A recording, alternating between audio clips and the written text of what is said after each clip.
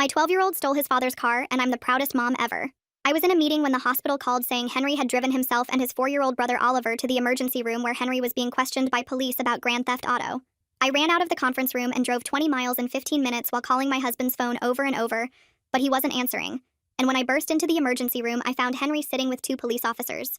"Where's Oliver?" I shouted. "Where is your brother?" "He's back there in the room," Henry said, jumping up. "Why were you driving?" I asked him. "With your brother in the car? You're 12 years old. What were you thinking?" But Henry said, "Mom," he couldn't breathe and his face was swelling up and Dad wouldn't wake up. And I froze.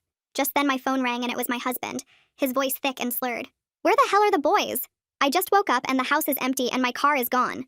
"You just woke up?" I screamed into the phone, putting it on speaker. "It's 4 in the afternoon.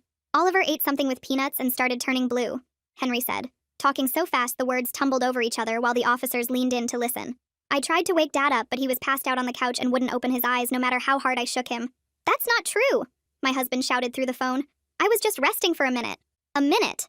Henry yelled back. "You'd been unconscious for over an hour. I was screaming in your ear and slapping your face and you didn't even move." The officers exchanged glances and started writing in their notebooks while my husband tried to defend himself.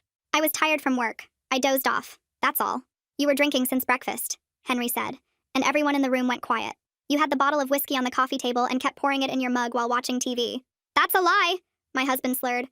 "I had maybe 1 beer with lunch." "It was 10 in the morning when you started," Henry shot back. "You told me to watch Oliver while you relaxed and you just kept drinking and drinking." One of the officers stepped closer to the phone. "Sir, this is Officer Walker. How much alcohol did you consume today?" "I don't have to answer that," my husband said. "My son stole my car. That's grand theft auto. Arrest him." "Dad, Oliver was dying," Henry screamed, tears streaming down his face. His throat was closing up and he was making these horrible wheezing sounds. "You should have called an ambulance," my husband yelled. "I did," Henry said. "They said 15 minutes and Oliver's face was already purple. He would have been dead in 15 minutes. The doctor came out and I immediately grabbed her arm. "Oliver Miller, how is he?" "He's stable, but it was extremely close," she said, looking at the officers. "Another 5 minutes and that child would have died. Whoever drove him here saved his life." "You hear that?" I shouted at the phone. "Henry saved Oliver's life while you were passed out." "I wasn't passed out," my husband insisted, but his words were slurring together. "I was just deeply asleep." "From drinking an entire bottle of Jack Daniels?" I demanded. "Henry, how much did he drink?" "The big bottle from the cabinet was full this morning and it was empty when I tried to wake him up," Henry said, and the officers were writing furiously now. "That's impossible," my husband shouted. "The bottle was already half empty." "No, it wasn't," Henry said. "I saw you open the seal this morning. You said it was your day off and you deserve to relax." "Sir, we're going to need you to come to the hospital," Officer Walker said into the phone. "We have questions about child endangerment." "Child endangerment?" my husband screamed. "My 12-year-old stole my car and drove it. He could have killed someone." "I stayed in the right lane the whole time," Henry protested. "I was careful." "You ran 3 red lights according to traffic cameras," the other officer said, reading from his notes. "Because Oliver was turning blue," Henry said. "I could barely hear him breathing anymore." "That's still illegal," my husband shouted. "I want him arrested. He's a thief and a danger to society." "You want our 12-year-old arrested for saving his brother's life?" I screamed at the phone. "While you were too wasted to wake up? Your son committed grand theft auto," the officer said to me. "Your husband wants to press charges and the state has mandatory prosecution guidelines." "He's 12 years old," I said. "His brother was dying." "The law doesn't make exceptions based on age," the officer said, pulling out handcuffs.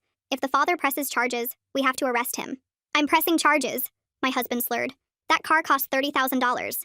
Our son's life is worth less than your car?" I screamed. "He's a criminal," my husband yelled. "He needs to learn consequences." "Like the consequences of being passed out while our 4-year-old goes into anaphylactic shock?" I shot back. The officer moved toward Henry with the cuffs. "Turn around, son." "Mom?" Henry said, his voice small and terrified as he backed away from the officer. "Please," I begged, stepping between them. "He saved his brother's life. You can't arrest him for that. Your husband is the victim of the theft, and he's demanding prosecution," the officer said. "My hands are tied." Henry started crying as the officer grabbed his wrist. "Mom, help me." I shoved myself between the officer and Henry, spreading my arms wide to block him completely. The metal handcuffs caught the fluorescent lights as I pushed Henry behind me with one hand. My whole body was shaking, but I planted my feet and refused to move. The second officer stepped forward and reached for my arm, but I jerked away. Henry's fingers gripped the back of my shirt and I could feel him trembling against me. "You cannot arrest a 12-year-old for saving his brother's life." The words ripped out of my throat. Officer Walker held the cuffs inches from my face and told me to step aside. I demanded a supervisor immediately and said we needed medical clearance before any legal action. Henry had just gone through severe trauma and I wasn't letting them touch him. Officer Walker sighed and pulled out his radio to call for his sergeant. The other officer suggested we all sit down while we waited. I backed up slowly, keeping myself between them and Henry, until we reached the plastic chairs. I pulled Henry down next to me and wrapped both arms around him. His whole body was shaking, and he buried his face in my shoulder. The ER doctor came back out carrying a clipboard and looked at the officers. She told them firmly that Henry's actions absolutely saved Oliver's life. Another 5 minutes and that child would have died from anaphylactic shock. Any delay, including waiting for an ambulance, would have been fatal. Both officers started writing in their notebooks while she explained the medical timeline. Oliver's throat had been closing, and his oxygen levels were critically low when he arrived. The immediate treatment Henry got him here for was the only reason he survived. Officer Walker put down his pen and explained that even with the medical emergency, they had problems. If the father insisted on pressing charges, they had mandatory prosecution guidelines for grand theft auto. The state didn't make exceptions based on age or circumstances in theft cases. The other officer mentioned quietly that the traffic violations alone could add serious charges. 3 red lights run meant 3 separate violations that could each carry penalties. My stomach dropped as I realized Henry could actually face real criminal charges. The waiting room doors opened and a tall man in a sergeant's uniform walked in. He looked at the situation and immediately suggested they contact the on-call ADA before making decisions. This was a complex case that needed prosecutorial review given the circumstances. Officer Walker pulled out his phone and dialed while I held Henry tighter. Henry kept whispering, "I'm sorry," over and over into my shirt. I rubbed his back and told him he had nothing to be sorry for. He saved his brother's life, and that's all that mattered right now. The sergeant introduced himself and said they'd wait for the ADA's guidance. After 15 minutes of Officer Walker explaining the situation on the phone, he hung up. Angela Waters, the assistant district attorney, had made her determination about how to proceed. Henry should be cited and released to me pending a juvenile intake hearing. An arrest wasn't necessary given his age and the emergency circumstances involved. The officers pulled out their citation books and started writing while Henry watched with wide eyes. His hands shook as they wrote his full name on the official paperwork. They handed me the pink copy with a court date 3 weeks away. Just as I thought we could finally breathe, a man in a hospital badge approached us. Travis Holloway from the hospital social services needed to inform us about mandatory reporting requirements. Given the circumstances with the father's intoxication and the child endangerment, they had to file a CPS report. A caseworker would need to interview us today before we could leave. My chest tightened with a new wave of fear about losing my children. The automatic doors burst open and my husband stumbled through, his shirt untucked and stained. The smell of alcohol hit us from 10 feet away as he lurched toward us. He started yelling about his stolen car and pointing at Henry with an unsteady hand. "Arrest him! He's a thief and I want him in jail now." The officers stepped forward, but before they could speak, a woman with a CPS badge appeared.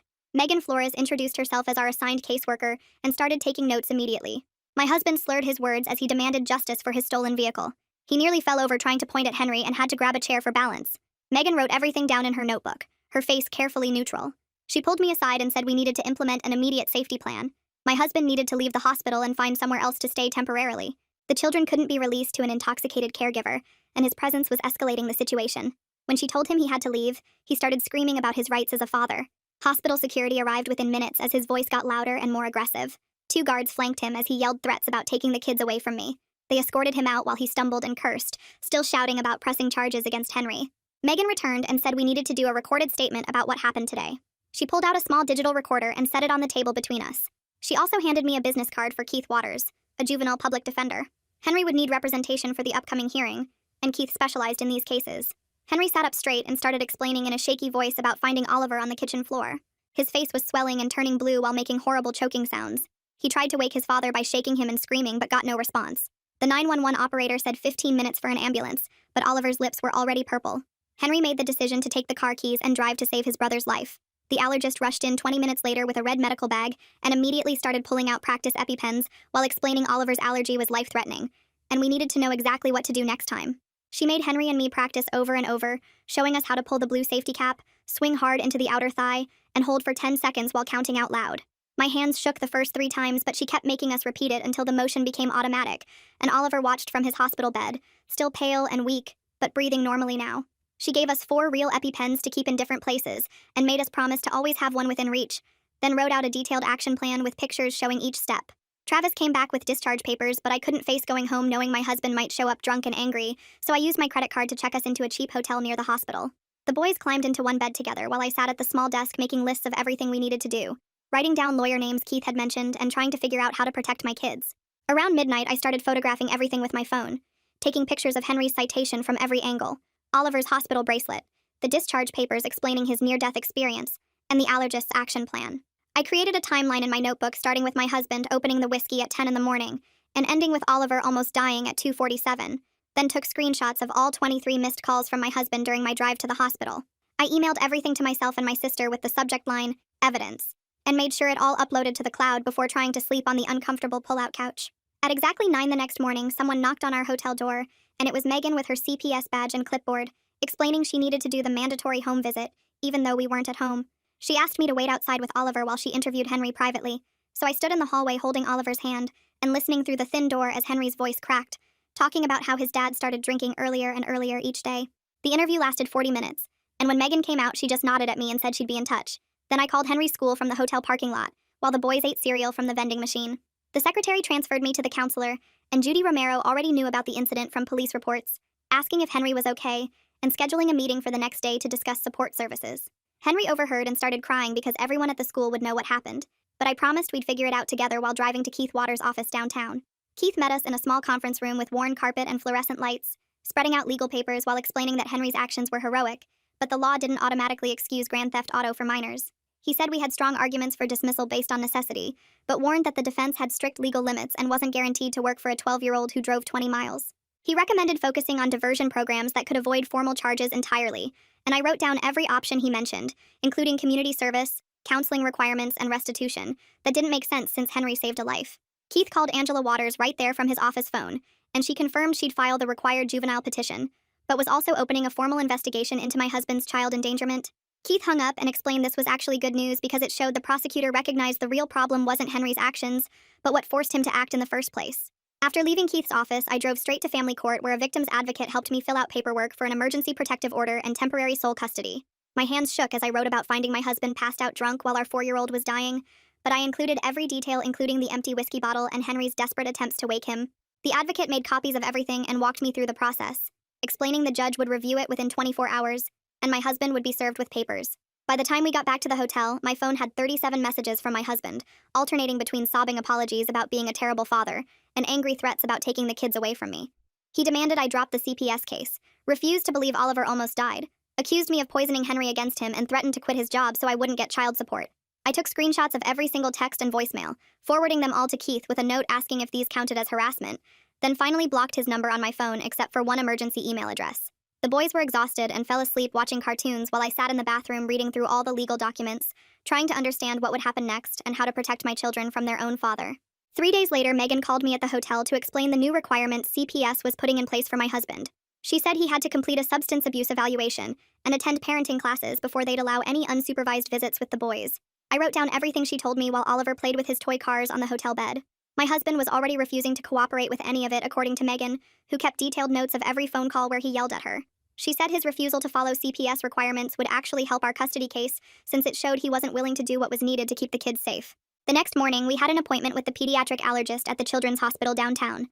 Oliver sat on the exam table swinging his legs while the doctor ran tests and checked his breathing. She confirmed his peanut allergy was severe and life-threatening, explaining that even tiny amounts could trigger another reaction. I watched her write a detailed letter for the court, while Oliver colored in a coloring book the nurse gave him.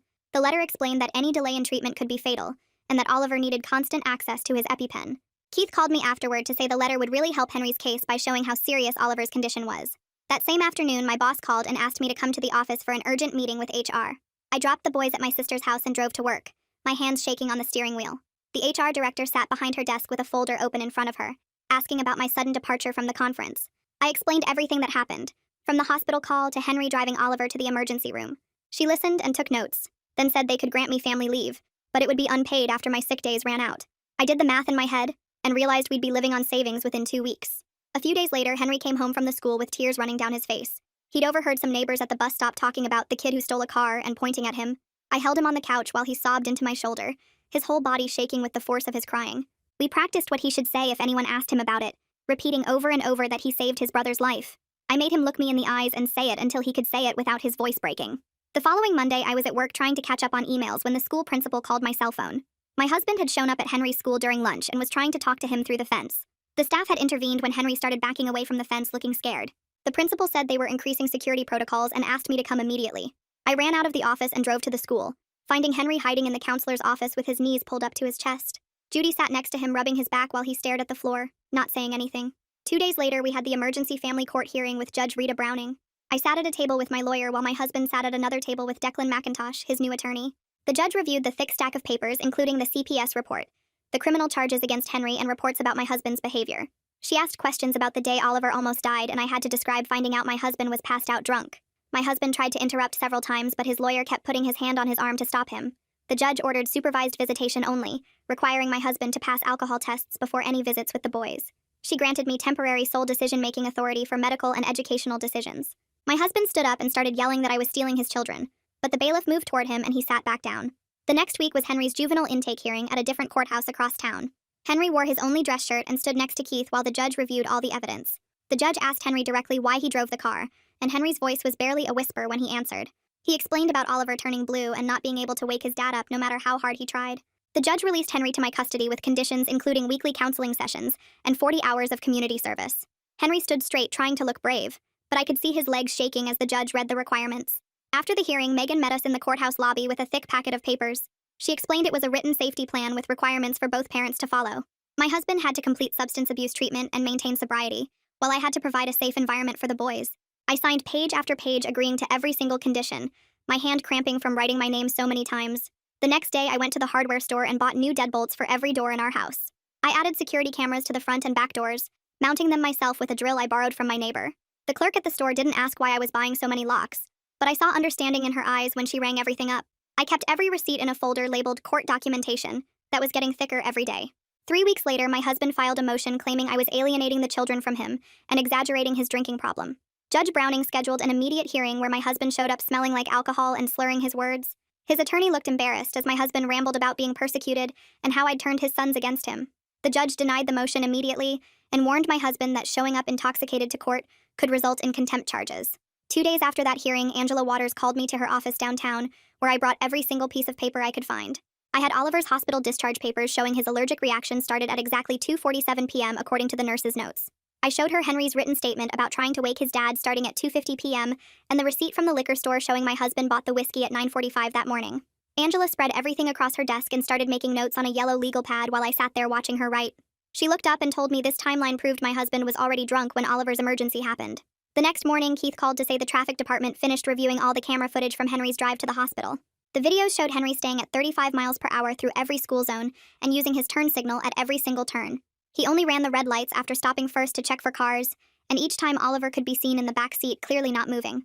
Angela watched the footage with Keith and admitted she'd never seen such careful driving from a panicked 12-year-old trying to save someone. She said most adults would have driven way more recklessly in that situation. 3 days later, my boss called me into her office where the HR manager was already sitting with a folder of papers. They approved a flexible schedule so I could make all the court dates and CPS meetings, but it meant cutting my hours to part-time.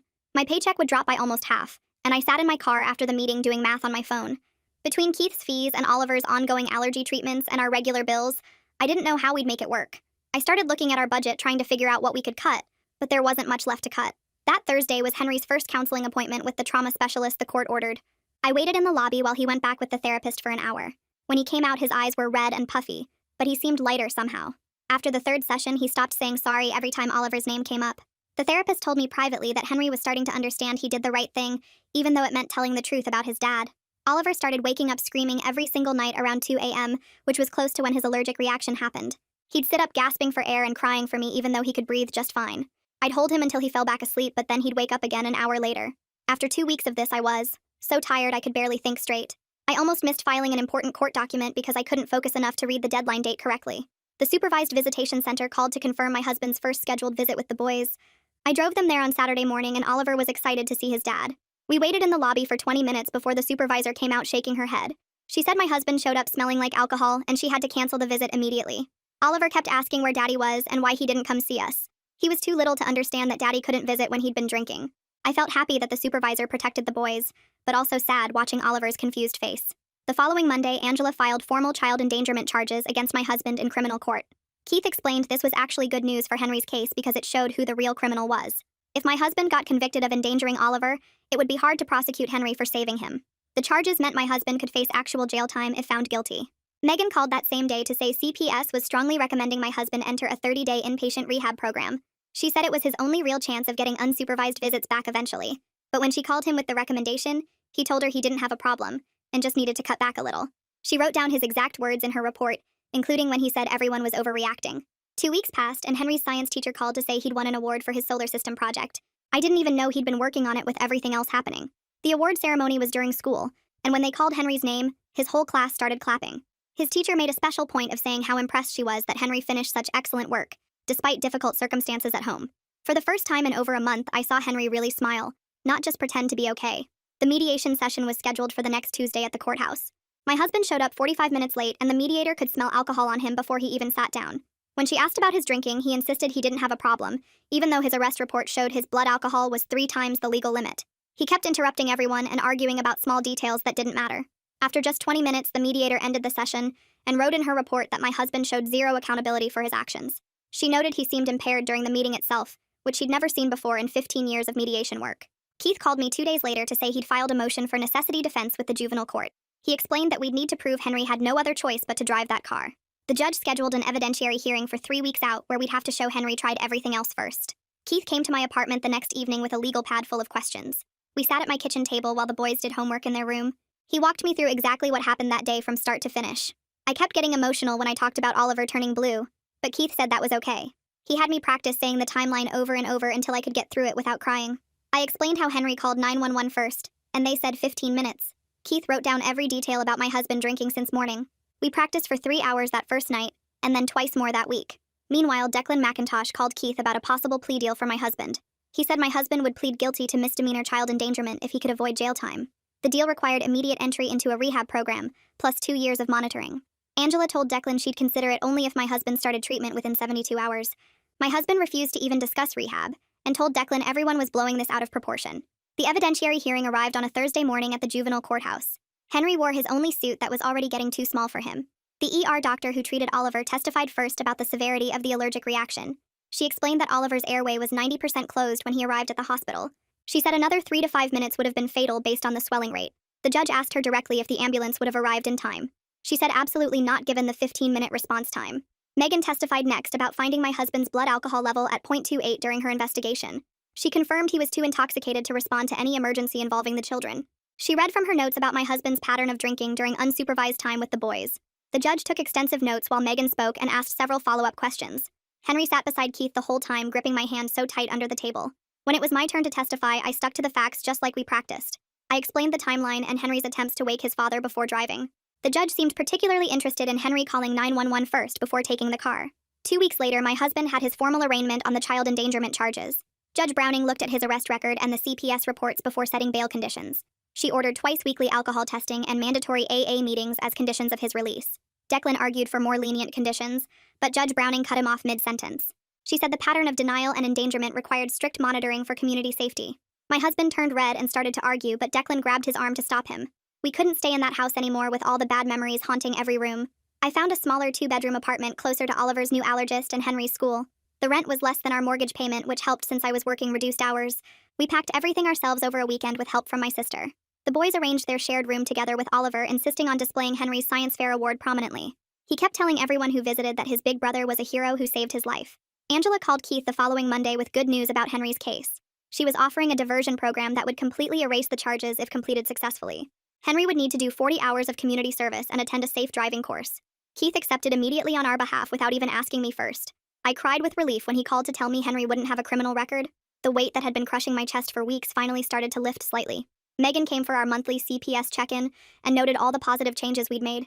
She extended our case for supportive services but reduced the visits from weekly to monthly. She said our stable housing and consistent compliance with all requirements showed we were on track. She was especially impressed with how Henry was handling everything and adjusting to the new routine. My husband's legal bills kept mounting while he continued refusing to enter treatment.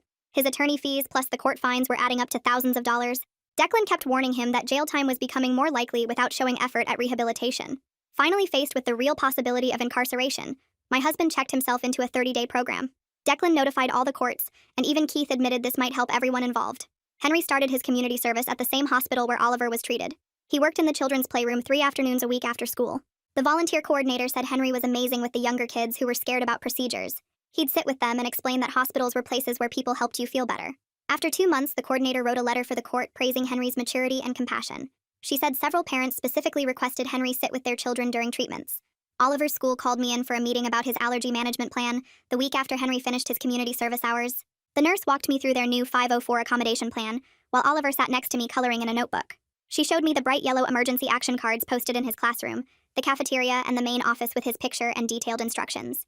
Every staff member who worked with Oliver had completed EpiPen training that morning, and she demonstrated on a practice pen while Oliver watched. They designated his classroom and the surrounding area as a peanut-free zone with signs on every door. The principal came in and explained they'd created something called the Oliver Protocol for severe allergies, which made me tear up right there in his office. Oliver would carry his EpiPen in a special belt pack during school hours, and they'd keep 3 backup pens in different locations. I signed all the paperwork while Oliver drew a picture of his brother driving a car, which he insisted on giving to the nurse. That same afternoon, a thick envelope arrived from the hospital's billing department, and I almost threw it away without opening it. The bill showed our original charges of $32,000 crossed out with a new amount of $3,000 underneath. The letter explained their charity care program had reviewed our case and approved us for a 90% reduction based on the emergency circumstances. They'd set up monthly payments of $125, which would still hurt, but wouldn't destroy us completely. I called the billing office to make sure it wasn't a mistake, and the woman said our case had been flagged by multiple departments as deserving assistance. Megan came for what she said would be her last intensive home visit 2 days later, carrying a thick folder of documentation.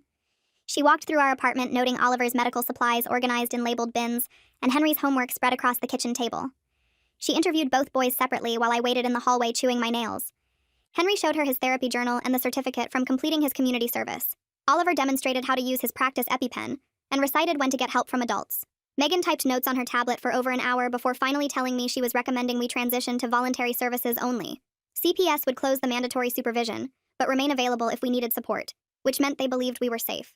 The juvenile court date for Henry's case dismissal came faster than expected when Keith called saying the judge had an opening. Henry wore his only dress shirt, which was getting too small, and his wrists stuck out of the sleeves. The prosecutor stood and formally moved to dismiss all charges with prejudice, based on successful completion of the diversion program. The judge asked Henry to stand while she read the order, and I watched my 12-year-old trying so hard to look brave. She signed the dismissal papers and told Henry she was proud of his dedication to helping others through his service work. Keith shook Henry's hand like he was congratulating an adult client, and Henry actually smiled for the first time in that courtroom. The family court hearing for permanent custody happened the following week in Judge Browning's courtroom. My husband appeared with his attorney, looking healthier after completing his rehab program, but still angry about the whole situation. The judge reviewed 6 months of sobriety reports, his completion certificate from the treatment center, and the supervised visitation logs.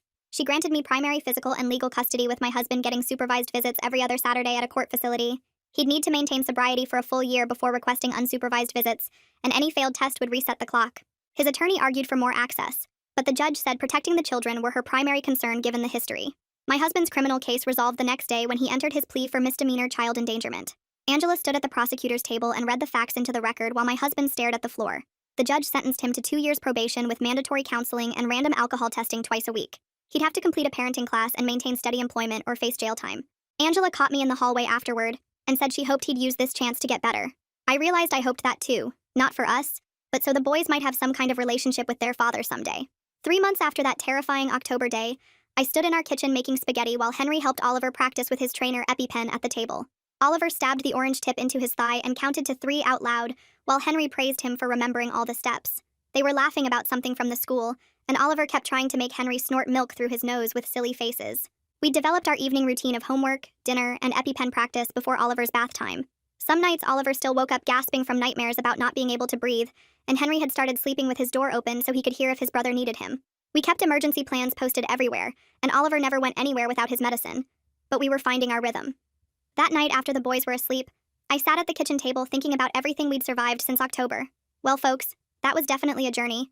Appreciate you being here and wondering through it all with me. Until we meet again, take care. Like the video, it helps more than you think.